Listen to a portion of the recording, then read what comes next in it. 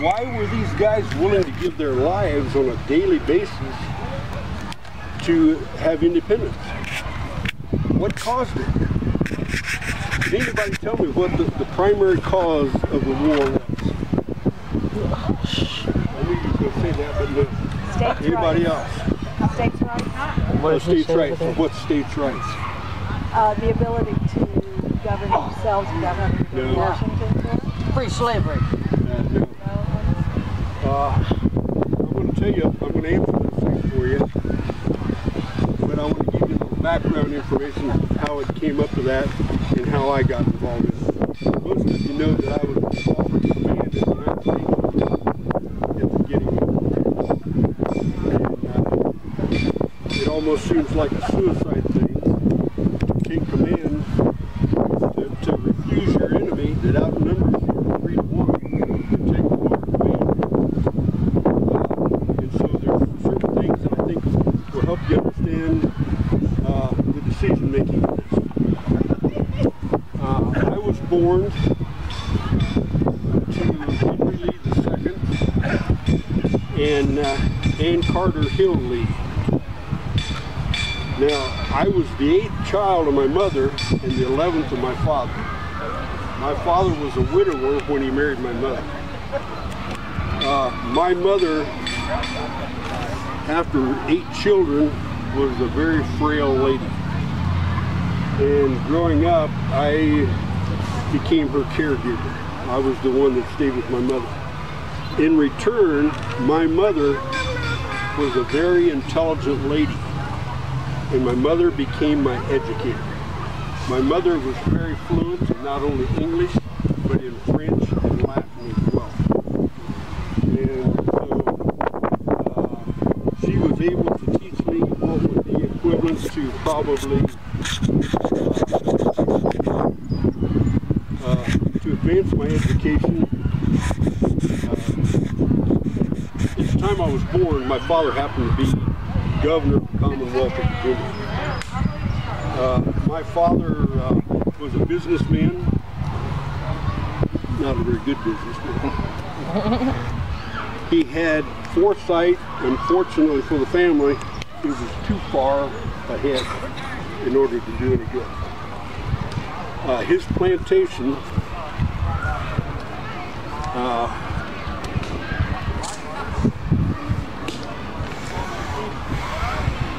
he didn't own the plantation. The plantation belonged to a relative that allowed him to stay there. And when the relative passed away, the plantation was given to another relative, and we were forced to move. We got kicked out. And so we moved to Alexandria, Virginia. We lived in town. So for me as a young man, Alexandria was great. It was my favorite. Smithley and I used to go down to the dock here, climb up in the tree, and we'd watch the ships come in and load. We'd try to figure out what the flags were, what countries was coming in there to unload.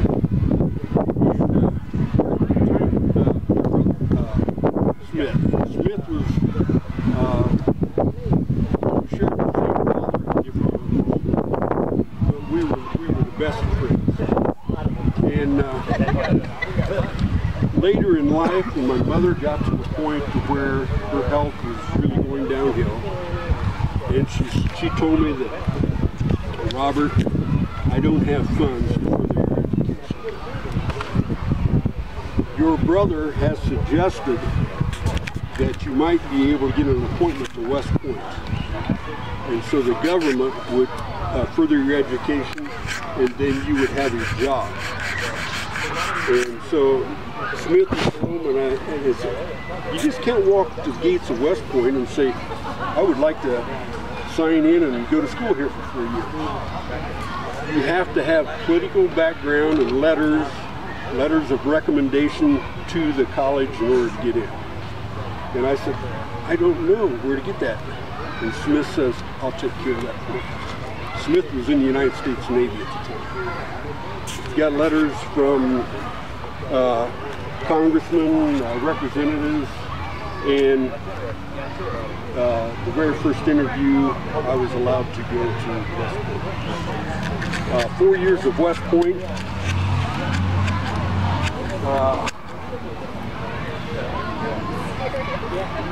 I was able to graduate West Point without a single demerit. To my knowledge, no one has ever done that again.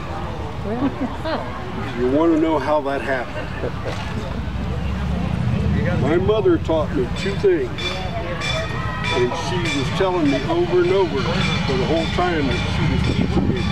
Robert, there's two things I want you to remember the rest of your life. Robert, always, always, always do what is right. Not what's right over here if you get with these friends and what they say. And not what's right is what may be in the newspaper. If you always do what's right in the sight of Almighty God, you will never be embarrassed to be caught someplace you shouldn't have been. You will never be embarrassed to be caught doing something that you knew better to do. And you will never be embarrassed by saying something that's going to hurt someone's feelings if you always do what is right. She stressed that to me over and over and over. The first book that my mother taught me to read was the Holy Bible. In ciphering and in remembrance, it was scripture that we used to remember. The second thing my mother taught me is, Robert, anything you start, no matter how small or how large, if it is worth your time to start it, it is worth your time to complete it. And not only that, you give it your best effort in between. When I was at West Point, though my mother wasn't there, she was right here all the time, telling me in that ear, Robert, always do what is right. Always finish what you start and give it your best effort. And after 4 years, no demerit. When other young fellows were going off of campus over to an end area, and some of them had to be carried back that were expelled, and others they lost demerits because of those. And I was home doing my studies, cleaning my uniform, shining my shoes, getting ready for the next day. My mother was always here, encouraging me on. And so that is how, if you want to go through West Point or any military college, and you want it without a single demerit, listen to your mother. And so, with that as my background, most of you know that I was offered command of the United States Army. Most of you know that I was not a slave owner. Most of you know that I was against secession.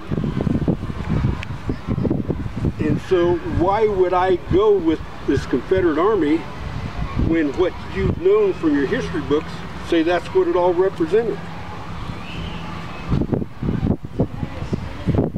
But there are times in your life you have to make a decision, and you have to do what is right, not what is popular. Sometimes it may cost you your job, but you need to do what is right, because what is right is your character. At some point it may cost you your life. Which is better, having a reputation that nobody wants to be around and you're the person to talk about, or maybe be in heaven? So always do what is right. Well, during my military career after graduation, I graduated second in my class. And so the top 10% of the class was able to choose what field or what branch you wanted to go into. And I said, I want to be an engineer. The top 10 were almost all engineers.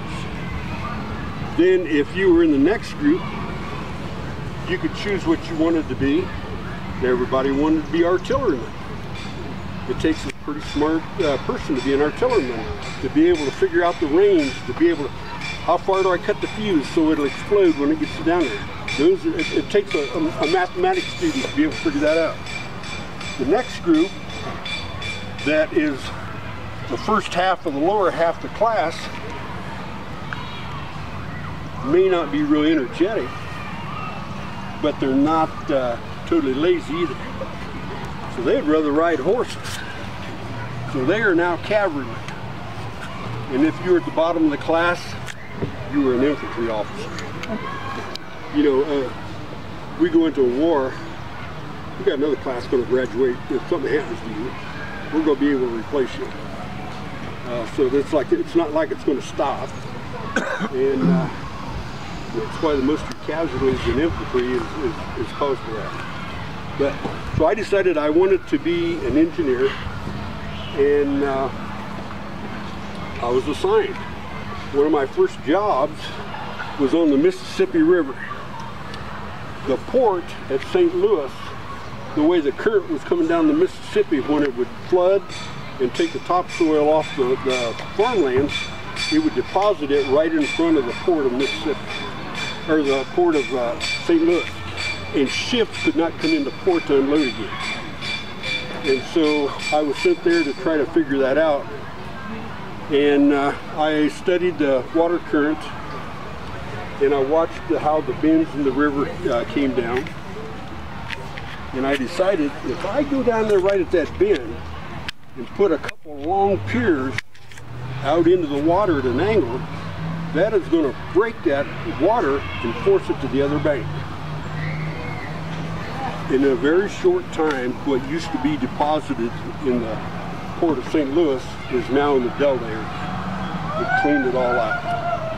And I take satisfaction with that. I felt like the Lord gave me that information. That's where you need to build your piers. And it worked. So I listened to my mother. I started what I finished. I gave it my best effort. And I did it in a way that I thought would glorify God and honor Him.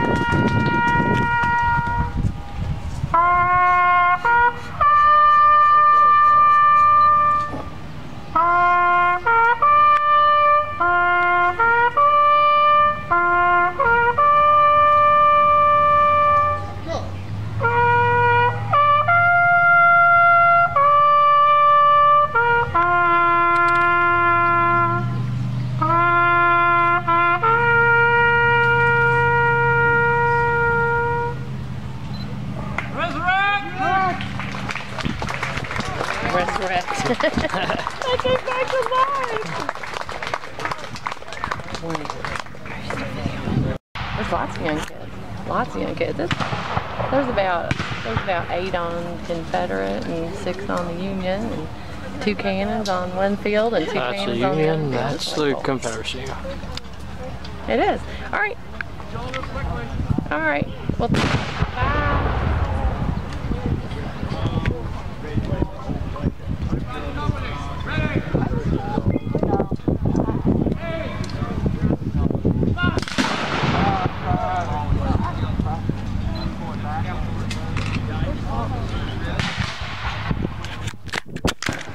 God, you stupid bug.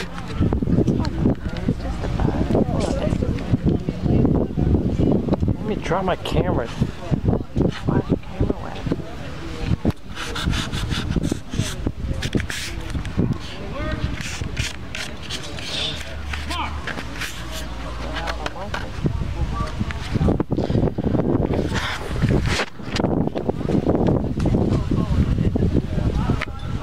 I hate these bugs.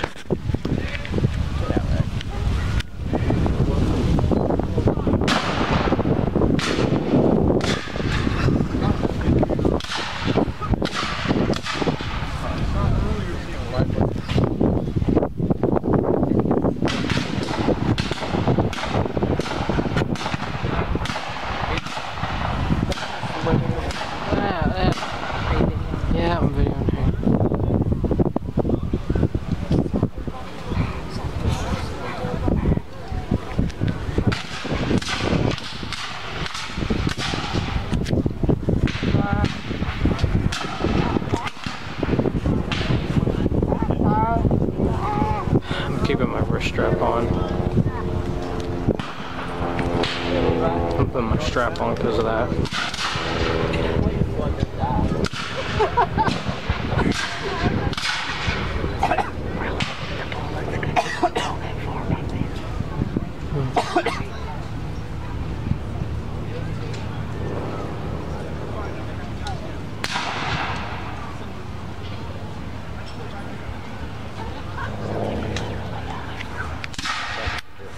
Oh, sure, Mark.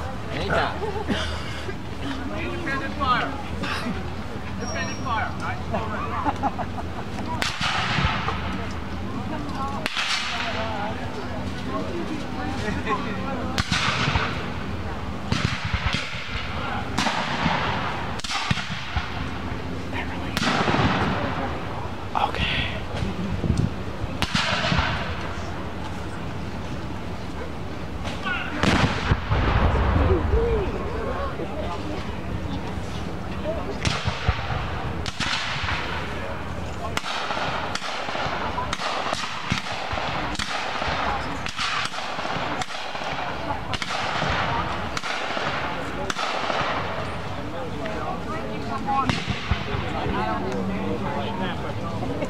I can't believe none of them died. Pretend to die.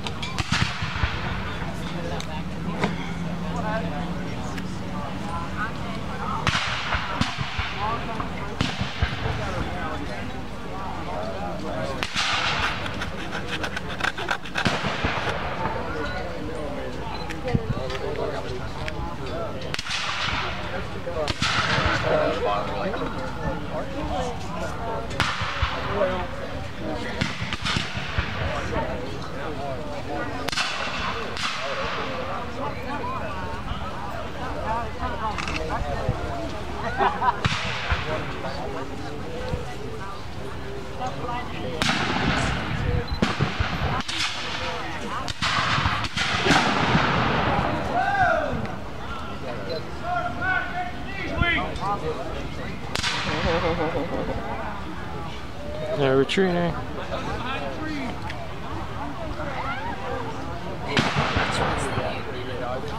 Yeah.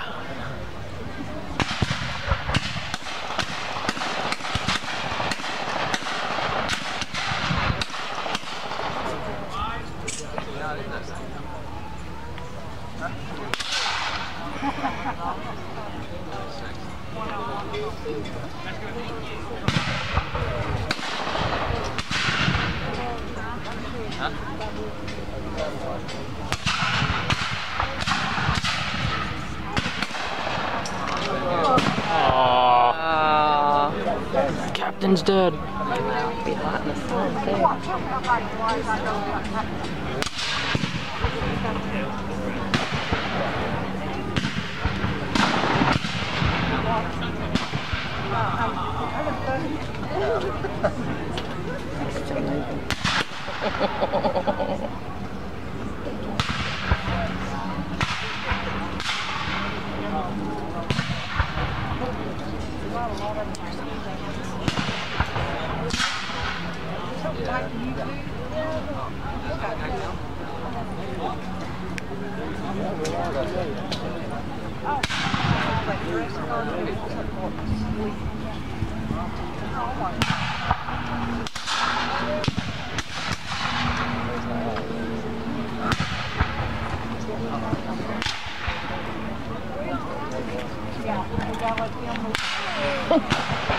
What? It's dying to slide it.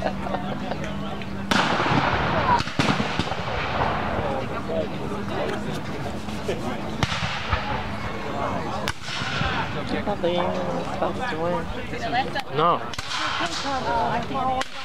They won the war, but not this battle. Oh, that's what he said. The Union loses today.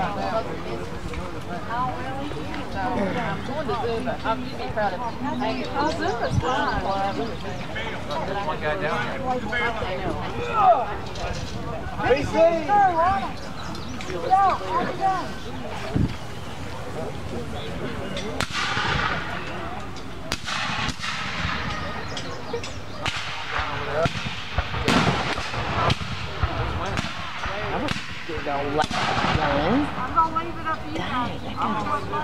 It's got to be the Springfield. This dude on the end packing it right now. Because it's a Springfield. Is that why?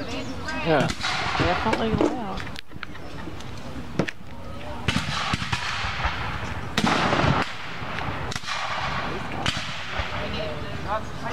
No. 3 men are dead.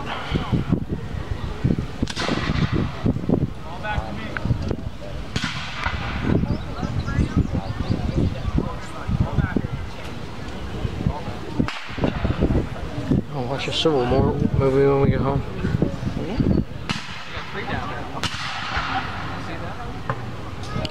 It's amazing they had the courage to fight like that. Just up close when I'm walking. I mean, that's just completely brave.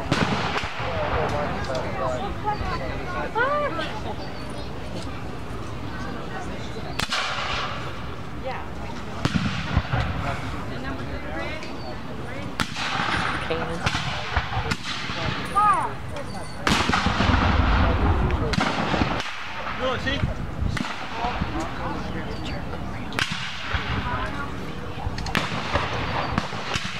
Up. Okay.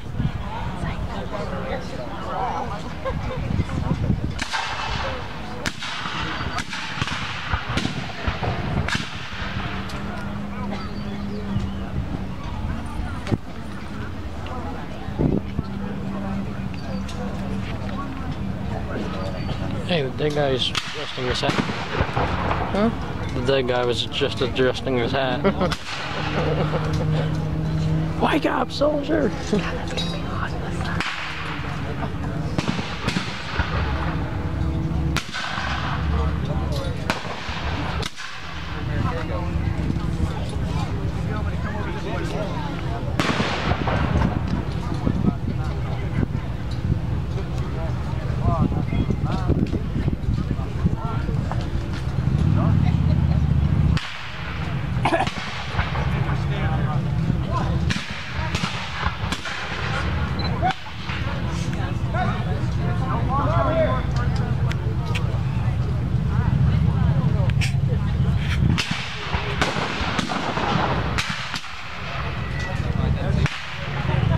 Oh, 4 men dead. Uh-oh. No one on the Confederacy's died yet. Why? No one on the Confederacy's died yet.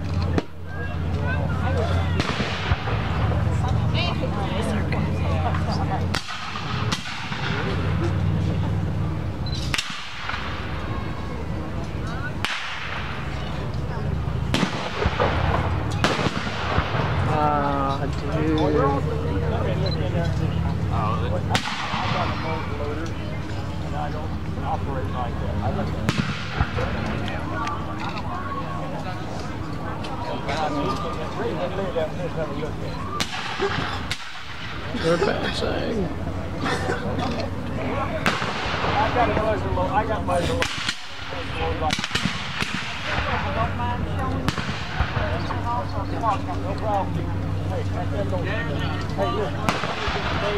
And I'll let Chick check you scout at 3 inches. Go back across the river!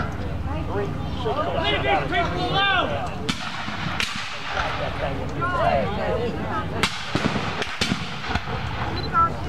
Artillery! Shoot that tree! Ready?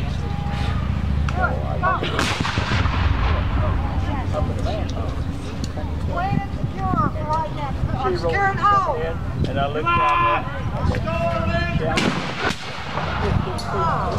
Oh, oh no.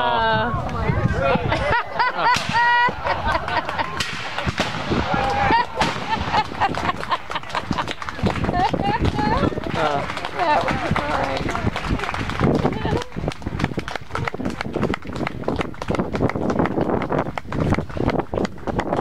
And the Union loses, Confederacy wins.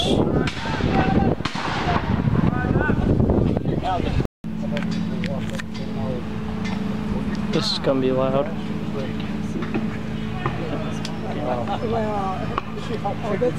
Here it goes. RIP headphone users. Number one, ready.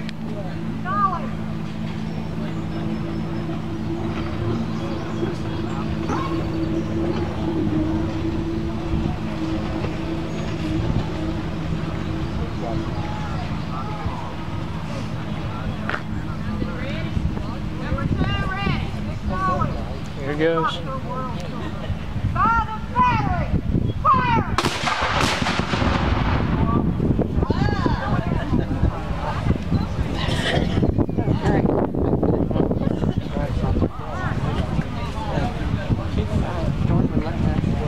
Yeah. Here you go.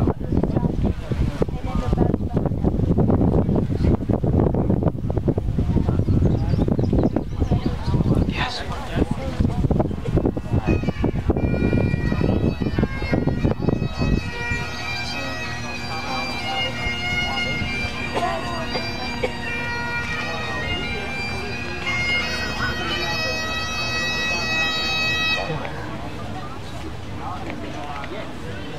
Turn around, go only. Advance around.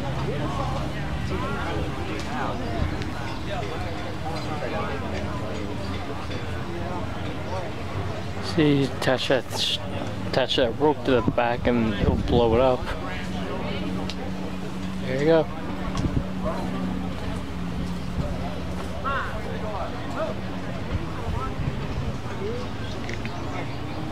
Oh, he's in the way. No.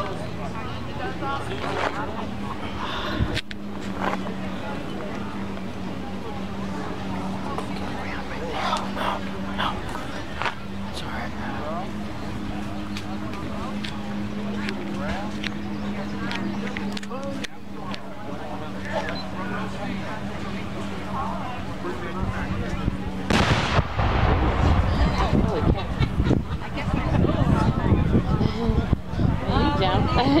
Yeah, I didn't expect the Confederacy to fire.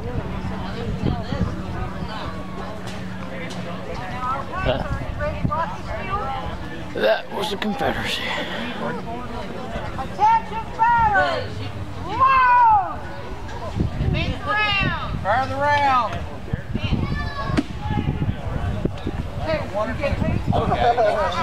Levi, make sure that goes.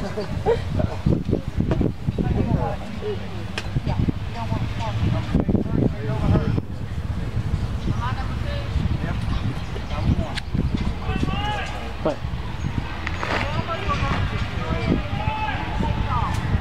Right there in New Salem, Illinois. Now you have to forgive me for putting the S on the Illinois because I'm a Kentuckian and that's how we say it. So, nevertheless, one particular time I was working in Denton office store there, and a little old lady came in the store. This little old lady came in our store and she bought a bunch of goods from me and she paid me and did me very well and went. As I got to counting my money, I found out I shortchanged her by 6.5 cents. Woo! Yeah, you're right. 6.5 cents. I shortchanged her. Now, what do y'all think I should have done?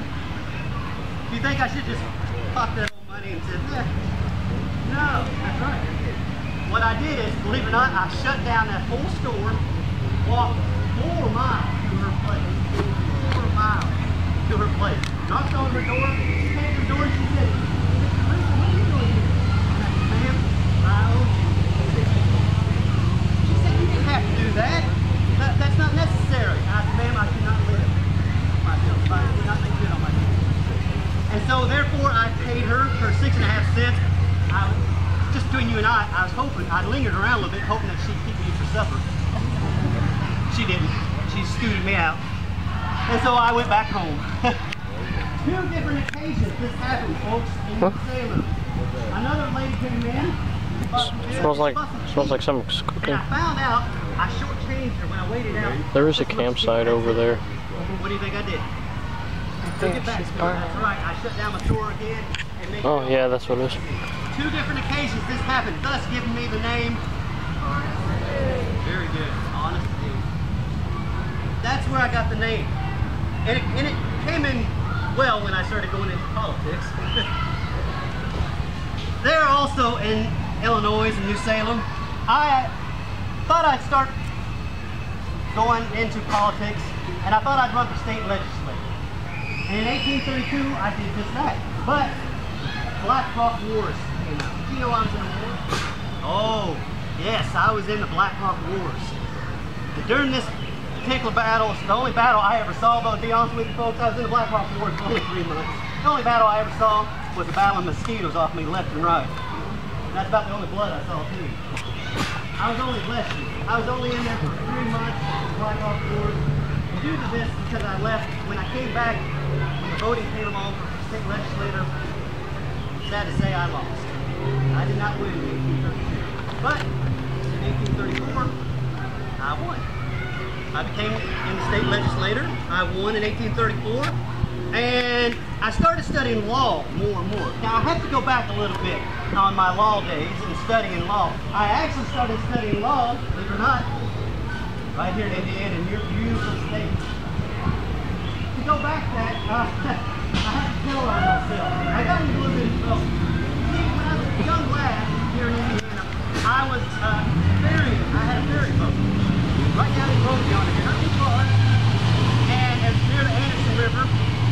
And around Hale, around there. They don't hurt. Nevertheless, I had this ferry boat business, and as I started ferrying people back to, keep in mind when I say this, to the middle. Can't wait to see if they have a gift shop. Not all the way across, the middle of the Ohio River. Well, there's 2 boys in Kentucky called the Dill Brothers.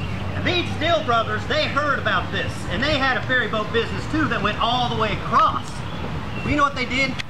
They sued me. Oh yeah. They lived in Lewisport, Kentucky. They sued me. Matter of fact, when I got a warrant, I had to go over there in Kentucky to see Squire Pate. On my ventures over there, they were waiting for me in the bushes.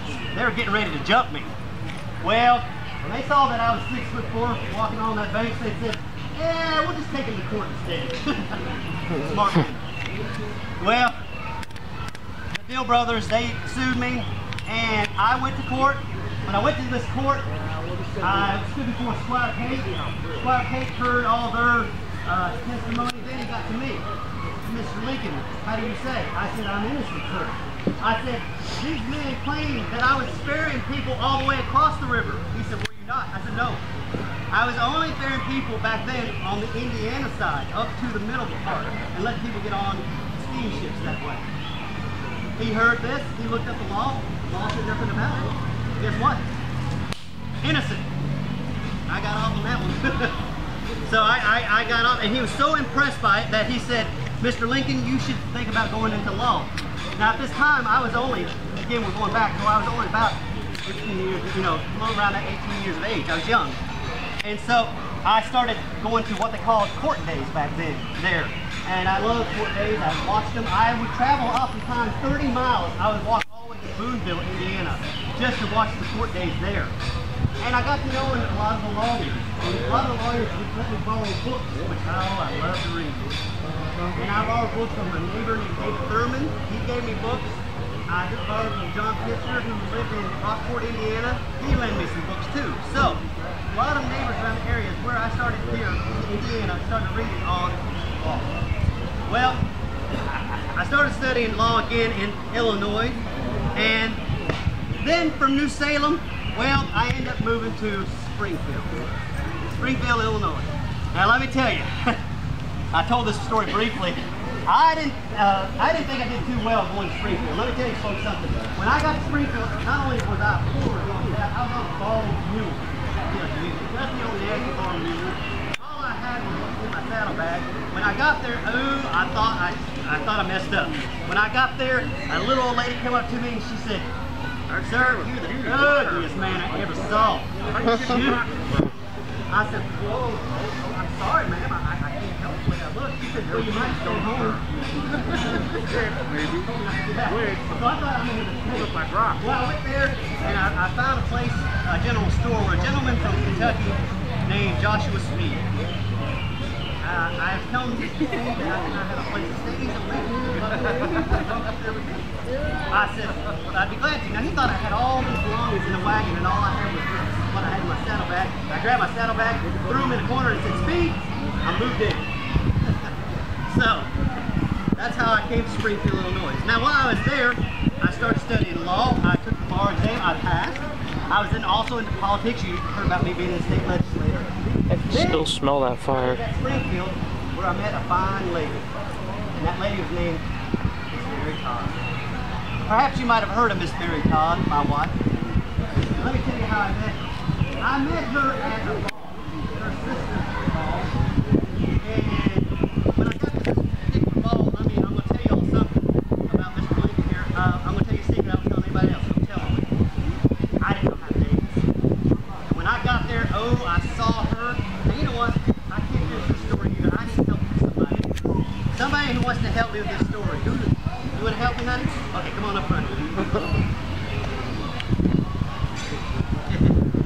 Come on over here. What's your name? Jasmine? This is Jasmine, folks. Now, you're going to play Miss Mary Todd, okay? All right. So, I walked in that old ball, that ball. Now, y'all know what a ball is, right? Not a bounce ball. A dance, exactly. So I walked in there, and I didn't know how to dance. I had to study these men going back and forth, and I saw Miss Mary Todd just as pretty as you across the room there, and I saw her, and I said, ooh, to myself, oh, I want to dance with her. Oh, I want to dance with her. And now, back then, you had to be properly introduced. So I could not just walk up here and say, hey, you want to dance? That would not work. So we had to be properly introduced, and so we got properly introduced. And as we got talking, I was very nervous around women. And I said, oh, Miss Mary Todd, I'd love to dance with you in the worst way. Oh boy. This is what happened. Come here. Turn around to me. Stand here. And there we go. John, put your hands up there. Hold my arm. Good job. She knows how to do this. And this is what happened. Now it started out good. You follow me. We went to the right, my right. Went to the left. Went back. There you go. And then guess what happened? I stepped on that toe, that toe, that toe, that toe, that toe. Let's see, how many toes we have? I stopped counting at 25, 30. I stopped counting at 25, 30, something around there. I ruined her new pink slippers. Ruined them, folks. After she got done that dance, she walked up to a friend and she said, woo! She said, that's the worst dance I ever had in my life. And I said, well, I wanted to dance with you in the worst way. So.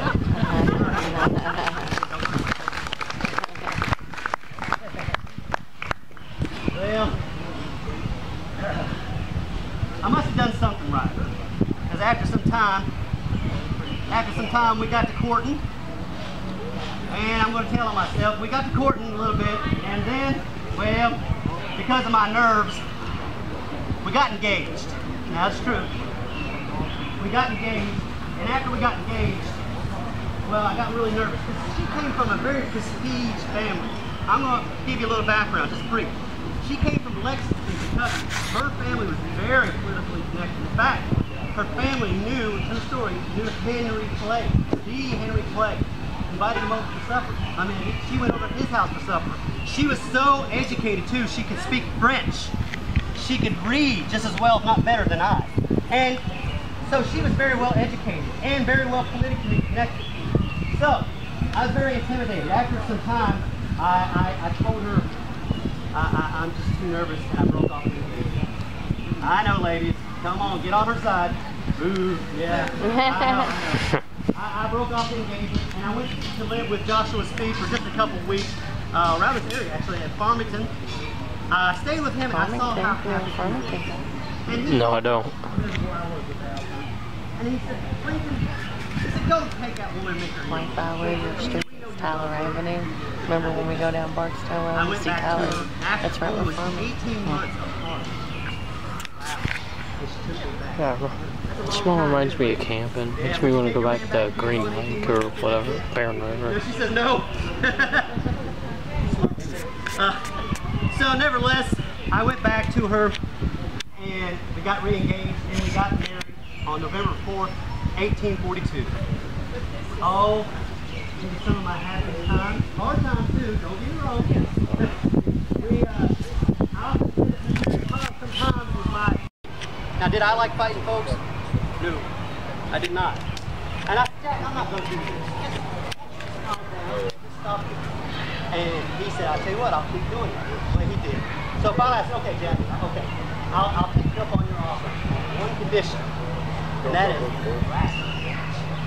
All right, you ready? All right, I'm gonna give this to you. You hold my hand. There you go. So, we got ready to go at it. As we go. Maybe I should pick somebody smaller. Okay. Back down, no, back then. I don't either. Back then, wrestling matches were a lot different. There was a big old circle, and that's where we had to wrestle. The object of the game was to push somebody out of that circle or pin them. So, you got ready to go at it? Got to get it greased up. All right. And we got ready, and as we went at it, old Jack put me in a headlock. Go ahead, put me in a headlock. Go ahead, go ahead. Woo! Woo! Mercy sakes. Oh! Oh, he got me. And guess what? He almost had me pinned, and then I reversed it. Got him in a good old arm lock, had him almost down to the ground. You know what he did? Look how big he is. You know what he did? He got almost to the ground and went, Mama! Mama! Cried for his mama. Cried for his mama. Got 6 of his third grade boys to jump all on me at one time, and I stood up to every one of them and almost whipped every one of them. Because I stood up to, like David stood up to Goliath in the Bible, because I stood up to him, guess what? I got his respect. Youngins, take heed. Stand up to those bullies out there. Don't you ever get bullied. You get bullied, you stand up to them, you tell your pa, your mom, you tell your teacher, and I guarantee it, they'll nip it right just like that. Give him a hand, folks. Well, I left off with that story there. Huh? And then there's some more adventures of my years and I talked about my adventures a little bit in New Salem, where I left off, and I'll retell some of that story because a lot of you weren't here. I left off by talking about where I was working for a fellow Kentuckian named Denton Hoffman. I worked for this gentleman, and he liked to boast and brag about me. Oh, he'd boast and brag how rough and tough I was, and I could whoop any man in the county. Well, he got to bragging to the wrong men. These men were called the Clary Brothers. And just to put it bluntly, they were rough up. Now, I tell you what, to tell the story, I need help from somebody from the audience right away. I need help. I need a man to help me. I need a not too big of a man. Let's see. Come here. Come on up here. Well, maybe I should pick somebody smaller. No, come here. What's your name? Joe. Come here. Now, the leader of their gang was. Oh, I just saw that bullet to just go away. Yeah, what you saw was a little air coming off from that. So again, to load, soldier would just have to open up the breech. Paper cartridge, just like we had before. This goes in horizontally through the back. As I close it, it automatically cuts the paper for me, so I don't have to have the teeth to sit there and break it open. Then when I get a cap.